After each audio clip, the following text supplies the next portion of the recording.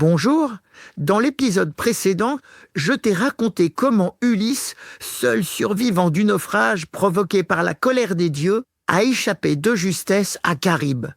Depuis, il dérive seul, épuisé sur les flots sans fin. Épisode 34, l'île de Gigi. Pendant 9 jours, le vent le pousse au hasard sur son radeau brisé. Les vagues le bercent et le maltraitent.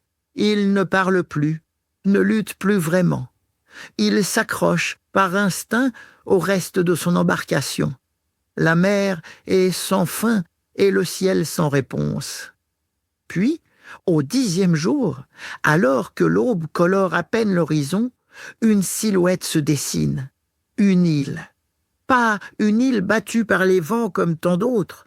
Non, celle-ci semble douce, intacte, un refuge. Des arbres s'élèvent, majestueux, le long d'un rivage de sable clair. Des oiseaux blancs volent en cercle lent. L'eau y est d'un bleu pur, presque transparent. Ulysse approche, emporté par le courant. Son radeau se pose doucement sur les rochers, et lui, sans un mot, glisse sur le sable, le visage contre la terre. Il n'a plus la force de se relever.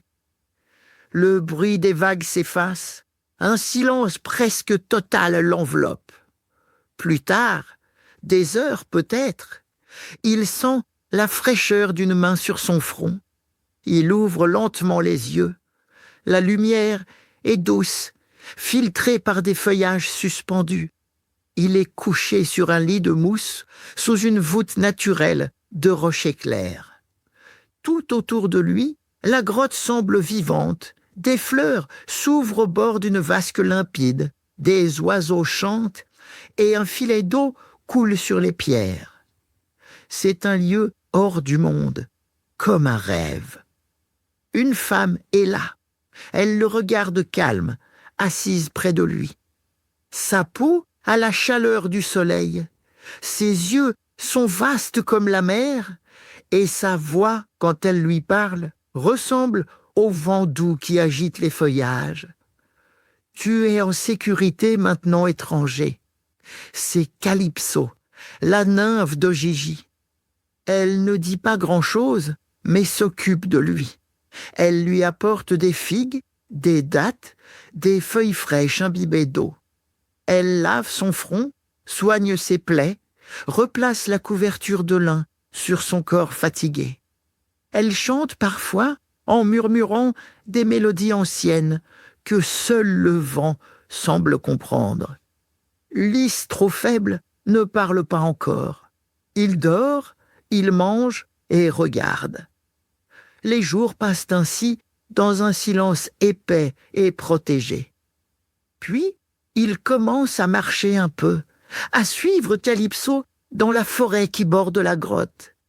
Elle lui montre les arbres, les fruits et les pierres moussues. Elle lui parle de l'île, des saisons qui passent sans jamais changer, des étoiles qui brillent ici toujours de la même façon. Ils ne sont que 2 sur cette île. Le reste du monde est loin. Ulysse, peu à peu, reprend vie. Il ne souffre plus, il mange bien et dort profondément. Mais chaque soir, quand il s'éloigne sur les hauteurs de l'île, il regarde la mer, longtemps. Calypso l'observe sans rien dire. Dans le prochain épisode, je te raconterai comment Ulysse va vivre sur l'île de Gigi auprès de la déesse Calypso, une vie paisible en apparence, mais bien loin de son royaume. Alors, abonne-toi vite à mon podcast pour être sûr de ne rien rater.